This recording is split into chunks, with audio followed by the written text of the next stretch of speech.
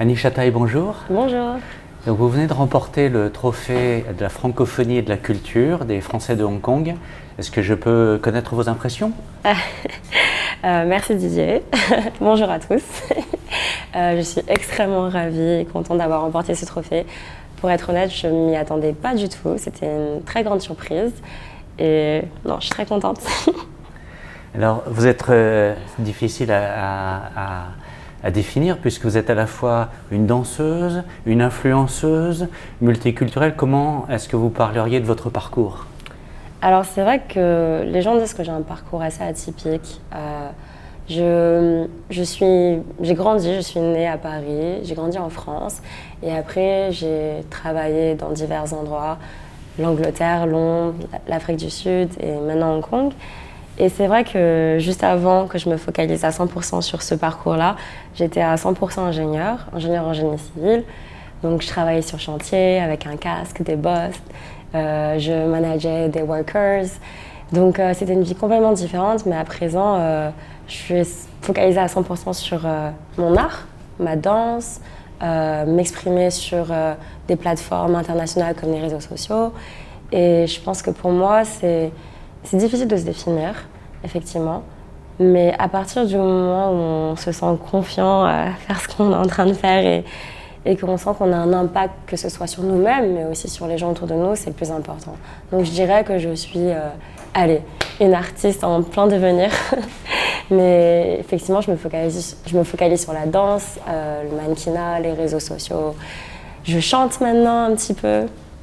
Et je vais faire de l'acting aussi très bientôt. Donc, il n'y a pas de limite, pas de frontières. Alors vous venez d'être reconnu, je crois, par le concours Dance for Life. Yes. Donc ça change beaucoup de choses dans votre vie? Je pense que ça a été un tournant, un point marquant dans ma vie parce que ça m'a donné une sorte de reconnaissance locale que je n'avais pas avant. Donc maintenant, quand je vais dans la rue, quand je prends le MTR, des gens me reconnaissent et me disent « Ah, mais t'es la gagnante de Dance for Life, tu danses très bien tout en cantonais, donc c'est assez marrant. Et je pense que le public reconnaît maintenant que, voilà, il reconnaît mon parcours, il reconnaît que je me suis battue et que je me bats toujours pour essayer d'avoir un peu ma dream life, la vie dont je rêve. Et les gens le voient et applaudissent ça. Et me complimente et je suis très très reconnaissante et j'apprécie tout le monde qui m'a supportée à travers ce parcours, mais effectivement ça a changé pas mal de choses. Yeah. Donc Anisha, vous êtes influenceuse aujourd'hui dans le domaine de la danse et du digital. Comment est-ce que ça se définit? Quelle est justement votre influence sur le monde d'aujourd'hui?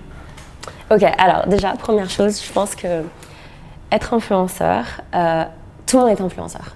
Okay, déjà on doit partir de là, c'est-à-dire qu'à partir du moment où on a un impact sur la personne à côté de nous, ou que ce soit 10 personnes ou 100, 100 personnes, 1000 personnes, 10 000 personnes, à partir du moment où on a un impact positif sur ces personnes-là, c'est-à-dire on leur donne de l'inspiration, on les pousse à réaliser leurs rêves, etc., on est influenceur. Donc la différence, c'est que moi, effectivement, je mets mon travail, je mets de façon consistante mon travail sur les réseaux sociaux, donc les gens peuvent le voir sur les plateformes digitales. Mais je pense qu'il faut garder en esprit que voilà, les influenceurs, c'est pas juste oh, telle personne là, telle personne. On a tous un impact. Okay, donc ça, c'est important pour moi de le dire. Et effectivement, mon travail, je mets mes vidéos de danse sur Instagram. C'est parti d'une vidéo qui est devenue un peu virale, en fait, pour être honnête. Donc c'était il y a 2 ans. Je dansais un petit freestyle dans les rues de Hong Kong avec les néons de Causeway Bay. Et j'ai décidé de mettre cette vidéo en ligne parce que pour moi c'était quelque chose d'assez fun, c'est-à-dire je m'exprimais librement dans la rue, les gens me regardaient, prenaient des photos, mais who cares at the end of the day. So, je l'ai mis sur les réseaux sociaux et là, boum, ça a fait une explosion, tout le monde a repartagé, l'artiste a vu la vidéo, a repartagé sur sa page. Et je pense que ce que les gens se sont dit, waouh, qui est cette fille qui a confiance en elle, qui n'a pas peur du regard des autres et qui finalement fait ce qu'elle aime devant tout le monde.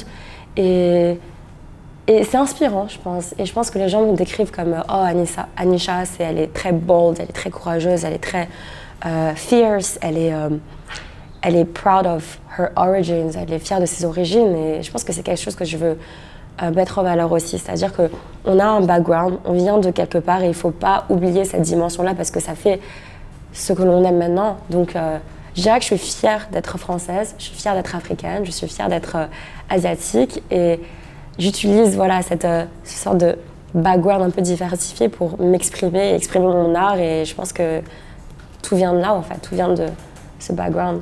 Alors aujourd'hui, précisément, la reconnaissance de ces trophées de la francophonie et de la culture, ça doit vous faire plaisir. Comment est-ce que vous allez exploiter cette nouvelle reconnaissance auprès des Français? C'est vrai que c'est quelque chose dont je suis très contente et très surprise.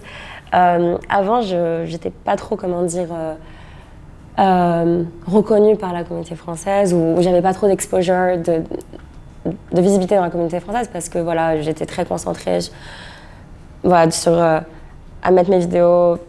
Voilà, enfin, il y avait plus de gens des États-Unis, d'Asie qui me followaient. Et maintenant, je pense que les gens se disent « Ah, mais elle est aussi française, c'est intéressant.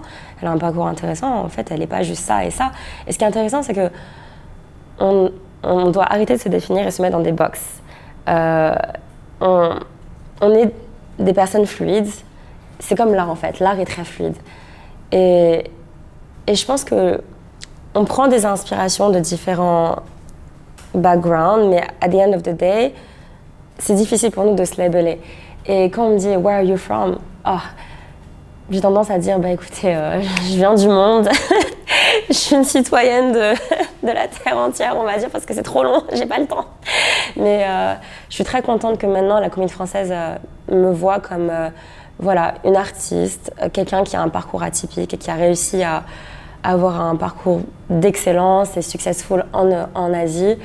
Et je pense que sans la France, j'aurais pas été, je serais pas là où je suis parce que j'ai fait un VIE, je suis venue en tant que VIE ici à Hong Kong, j'ai travaillé pour une entreprise française, Dragage. J'ai grandi dans un milieu très, comment dire, qui promeut l'élitisme français, à Louis-le-Grand par exemple, à Paris. Donc ça a fait la personne dont je suis maintenant et je suis très fière que les gens le voient et reconnaissent cette excellence française que je représente. Donc aujourd'hui, quels sont vos nouveaux projets? J'ai compris que vous faisiez aussi des cours en ligne de danse. C'est ça. Alors je veux que de plus en plus de personnes aient accès, quel que soit le pays d'où ils viennent, je veux qu'ils aient accès à ce knowledge de danse. Donc je vais créer en ligne des cours. Donc c'est un projet qui va bientôt sortir. Stay tuned. Ensuite, je vais aussi me focaliser sur mon parcours artistique, c'est-à-dire je vais faire plus de acting, movie, singing also, bientôt. Et continuer à m'exprimer dans mon art et ne pas sentir que je me sens... Enfin, juste être libre de m'exprimer de façon... Voilà. Et quoi d'autre? Mon but, c'est vraiment de toucher de plus en plus de personnes, c'est-à-dire de grandir ma communauté. Et de grandir ma communauté, de donner de plus en plus de... Je pense qu'à the end of the day, je veux mettre en valeur, mettre en spotlight le fait qu'il y a différents modèles de succès, différents modèles de représentation. Et je pense qu'en étant une femme qui a des origines très différentes, enfin très atypiques, le fait que je parle plusieurs langues, le fait que j'ai un parcours qui part d'un domaine très masculin et qu'au final, là, je suis complètement artiste. J'ai envie de montrer aux gens que tout est possible, qu'il n'y a pas de frontières, de barrières. La barrière, c'est celle que vous mettez dans la tête. Donc il n'y a pas ça, c'est très mental et il faut montrer de la résilience, il faut se battre tous les jours. Il y a des moments qui sont difficiles, mais à partir du moment où on s'entoure de personnes inspirantes, on continue à pousser ses limites et c'est ça qui est intéressant en fait, c'est push our limits et accomplir nos rêves, entre guillemets, car c'est possible. Je crois que ce sera le mot de la fin. On va vous retrouver donc bientôt sur les réseaux sociaux, sur YouTube, Instagram, pour accomplir nos rêves grâce à vous. Ah, merci. Merci beaucoup Didier. Merci à vous.